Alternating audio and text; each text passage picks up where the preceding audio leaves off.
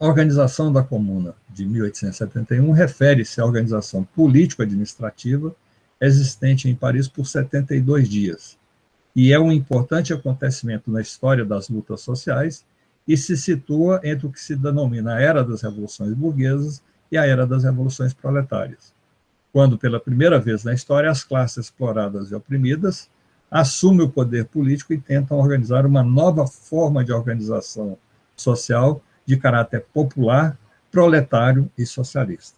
Daqui, veja, já não... Aquele debate que eu coloquei para vocês existente, para mim ele estaria superado, né? Porque são dando resposta a questões concretas, imediatas, e essas decisões, essas deliberações assumem esse caráter, né? Em linhas gerais, os acontecimentos que levam à insurreição popular e proletária em Paris se ligam à tentativa de resistência armada diante do desencadear da Contra-Revolução Europeia, tendo como central ali a unificação dos estados prussianos e a construção ali daquilo que seria a Alemanha, né?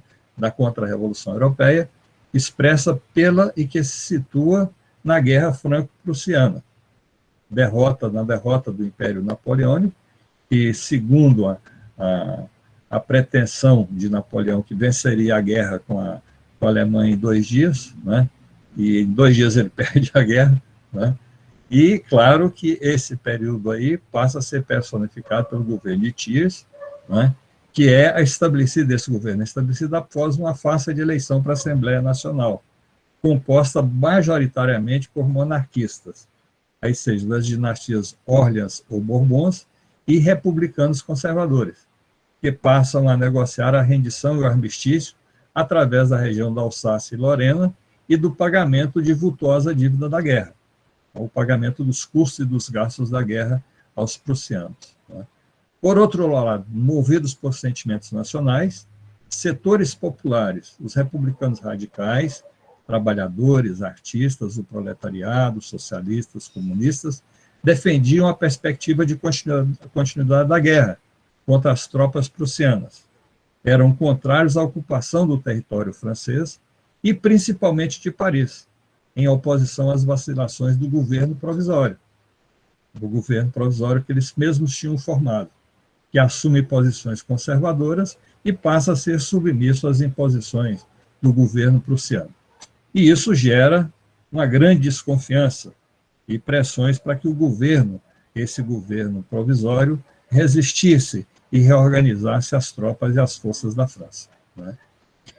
Porém, aqui acho que é importante, né, que sublinhamos em linhas gerais, os antecedentes imediatos que levam à proclamação da Comuna é o dia 2 de setembro de 1870, quando as tropas francesas, comandadas pessoalmente por Napoleão III, são derrotadas pelo exército prussiano, comandado pessoalmente por Bismarck, e o dia 4 de setembro, quando essa notícia de derrota e prisão do imperador chega a Paris, dá origem a uma sublevação oposicionista e popular e a proclamação da Terceira República.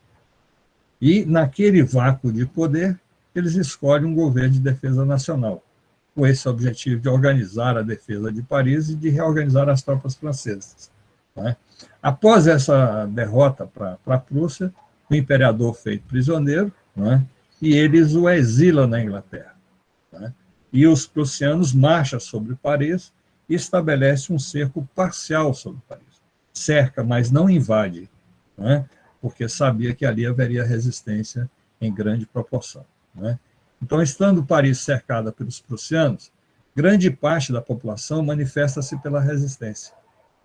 O governo de defesa nacional, que eles tinham escolhido, vacila.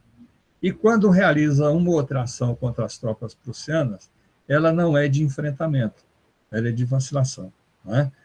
Porém, esse governo que eles tinham escolhido para essa tarefa de resistir, né, eles não apresentam um caráter de resistência e de luta, com o objetivo de combater e derrotar as tropas prussianas. Eles ficam meio vacilantes, porque tinha elementos ali, grandes proprietários, burgueses, inclusive monarquistas, nesse governo de defesa nacional, né? Então, ao mesmo tempo, durante esse governo de defesa nacional, né, Bismarck entende que ele não era legítimo para estabelecer as negociações e assinar a rendição. Né? Então, aí, porque havia uma grande revolta em Paris, o proletariado estava mobilizado, estava se armando, adquirindo canhões, né? Adquirindo canhões para a defesa de Paris. Né? Então, mesmo obtendo essas vitórias, as tropas francesas, na ausência de um governo disposto a resistir, não travam combates e acabam rendendo.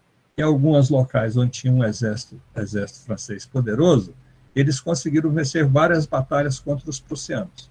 Né? Mas falta de uma concentração à direção nacional, eles acabam travando alguns combates, mas se rendem. Né? Mas, porém, Bismarck, para estabelecer negociações e acertar as condições para a rendição, ele necessitava de um governo com mínimo de representatividade, que não poderia ser aquele governo de defesa. Né?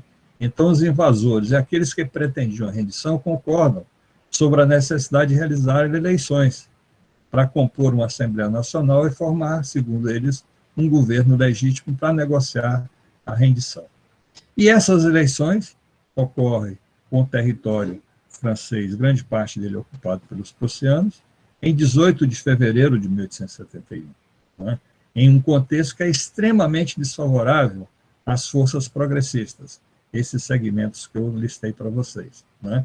Os setores conservadores, monarquistas e burgueses conseguem maioria e formam um governo, formam a Assembleia Nacional e um governo para negociar a rendição e se submeter às imposições dos prussianos. E quem é elevado como líder dessa negociação é o Thiers, né, que é nomeado para chefiar este governo. Thiers é um elemento extremamente conservador, que vem lá do massacre do proletariado, dos jacobinos, neojacobinos, em 1848, e que ressurge neste momento histórico como um elemento representante dos setores conservadores e reacionários. Só uma observação para vocês aqui, Adolf Thiers, ele era historiador de formação e era professor, inclusive, de história. Tá? É irônico, né? Então, essa Assembleia Nacional que se estabelece após essa eleição, né, ela passa a assumir uma posição dúbia com relação à República. Ela não proclama, não aceita a decisão popular nas ruas, que tinha proclamado a República, porque, no fundamental, ela era controlada por setores conservadores e monarquistas que tinha a pretensão de, logo que possível, impor a restauração monárquica. Só que esse objetivo não chega a ser consolidado em função da existência da Comuna de Paris. Então, pelo acordo acertado, né, a França deveria ceder à Prússia, que já era a construção da Alemanha, a região de Alsácia e Lorena, e arcar com a manutenção de 500 mil de soldados prussianos que ocupavam a França e pagar 5 bilhões de libras em ouro e entregar as armas em poder da população e desarmar Paris. Então, vocês vejam que essa proposta aqui de cessar o armistício, o acordo, né, é extremamente desfavorável à França. Né? Porém, o que ocorre? Paris se nega a depor as armas. Eles já estavam se armando, inclusive adquirindo armas, colocando canhões em locais estratégicos de Paris, por iniciativa popular do proletariado. Né? E aí o que eles vão fazer para essa resistência? Eles realizam uma subvenção, que é uma coleta, né, de recursos, e compram quase 300 de canhões, né, para a defesa de Paris. E grande parte desses são colocados prioritariamente sobre o Morro de Montmartre. Né? Eu não vou ler aqui também. Morro de Montmartre para quem já viu imagem de Paris ou já esteve lá, é um ponto mais elevado de Paris, onde, inclusive, hoje, né, é a Catedral de Sacré-Cœur. Ela foi, inclusive, construída para espiar as almas dos cristãos que foram mortos pela sublevação da Comuna. Né? E hoje é um ponto turístico, né? E não se fala qual é a origem dela. Né? Essa Sacré-Cœur é a representação do que de mais reacionário existia na Europa e na França naquele momento, e aí, claro, do catolicismo romano. Né?